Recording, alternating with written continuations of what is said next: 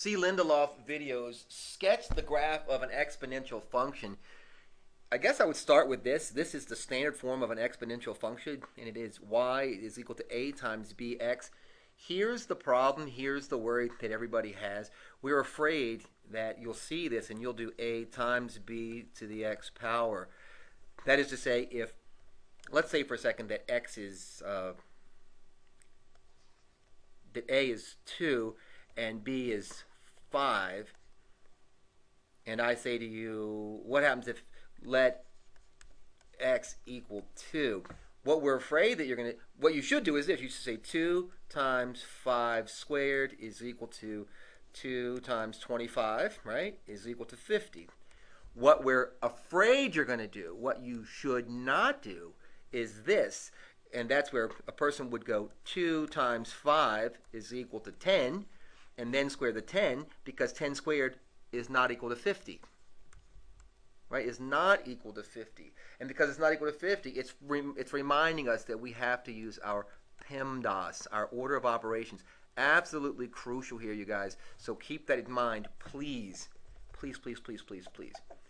So let's take another situation really quickly. Hopefully you wrote those notes down, because it's really, really important. Because this is where everybody screws this up. It gets really, really, really ugly. So keep that in mind. Here's the other situation. There are some rules for B. Rules for B. B has got to be greater than 0. And the reason it's got to be greater than 0 is because if x was like 1/2 and you tried to take, right, x to the 1/2, sorry, let's take that, b to the 1/2, a negative number to the 1/2. So negative 5 to the 1/2, it means the square root of negative 5. And we know we can't take the square root of a negative number. So it's important to realize that b, this value here, b, cannot be negative. It's got to be greater than 0. B also can't equal 1, and that makes a lot of sense, because 1 raised to any power just gives you 1 back, so it wouldn't help anything. It wouldn't cause anything. It would cause a line. So that's not helpful. So two things to remember. Given that, we have two different situations. So situation 1. B is greater than 1. B is greater than 1. This is what I want you to know. If B is greater than 1, every single time you're going to get a function that's sloped like this, or more severe. But all I'm saying to you is that your professor or your teacher doesn't care, because it's very hard to make this perfect.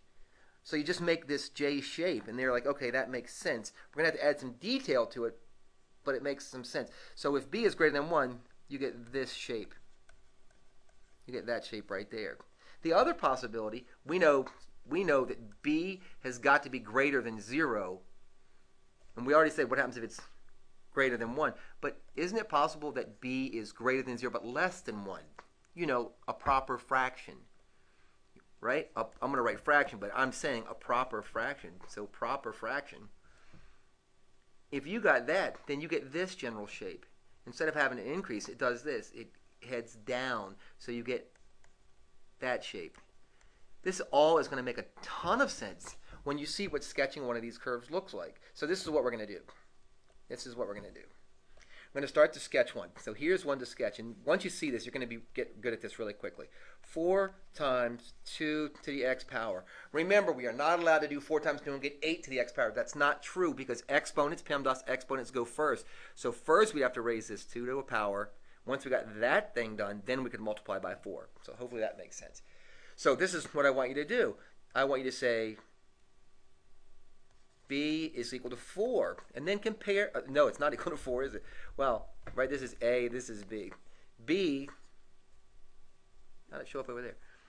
B is equal to 4. And then make that connection. 4 compared to 1. 4 is greater than 1. So based on that, we know we're definitely going to get this shape. So you just draw that shape, and you're like, okay, I have that. After that, most professors require at least 2 points. So I just take really easy ones. So I take this as an input-output chart. And remember, this is going to give us the points x, y. I'm going to take something really, really easy. So I'm going to take x is 0. So x is 0. When x is 0, we get 4 times 2. It says here x, but here it says x is 0, so to the 0 power. 2 to the 0 power is 1. Anything to the 0 power is 1.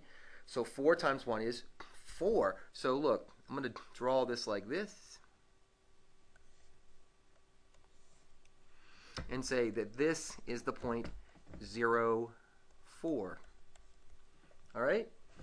After that, what I'm going to do is take another easy point, like 1, and then try that. So we'll take 4 times 2 to x goes here to the first power.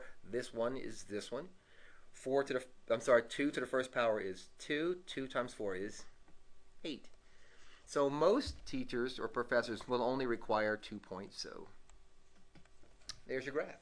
Let's try one more and see how easy this can be done. So let's just try this real quick. So here's our second example. I think you'll be able to do this. I'm going to do another growth function, and I'm going to say this. I'm going to say, let's sketch y is equal to 5 times 3x. 5 times 3x. First thing I'm going to do is isolate b and say, okay, that's the b value, and say b is 3. This is actually very analytical. So you're going to say 3, and you're going to compare 3 to 1, and say 3 is greater than 1. Therefore, these little dots in a triangle mean therefore. Therefore, you get this looking thing, don't you? It's going to look like this. It's going to be hooked up like that. How do I know that? Because this 3 tells me the general shape. If that b value is greater than 1, you're going to get that general shape. So that's easy. From there, really quickly, an input-output chart, x, y. Easy values, right? So I'm going to take x is 0. Gives us 5 times 3 to the this 0. Look, right? I just want to make sure we're clear about where we're going from. X is here. This x is that one. So I said x is 0. So I have 5 times 3 to the 0 power, right? All of these yellow x's are the same place. So 3 to the 0 power, of course, is 1. Anything to the 0 power is 1 except for 0. 5 times 1 is 5. This is the point 0, 5. Somebody out there like, yeah, but how do I know where to... It's just a general graph. You're just sketching. You're just sketching. It shouldn't be... Tell your professor or your teacher, I said, it shouldn't really be done on grid paper. It's really not how you analyze this, but somebody's going to tell me I'm wrong. Whatever. I'm going to do the same thing with another easy number, 1. So I'm going to get 5 times 3 to the first power. 3 to the first power is just 3. 5 times 3 is 15. Gives me the point 115. And maybe it's here. I don't know. Somewhere up here. 115. Okay? So that's what we have. These are both examples of growth functions. In the next video, I am going to do examples of decay functions. So thanks very much for watching. If you have any questions or comments, please let me know. And if you haven't already subscribed, please do. Thanks.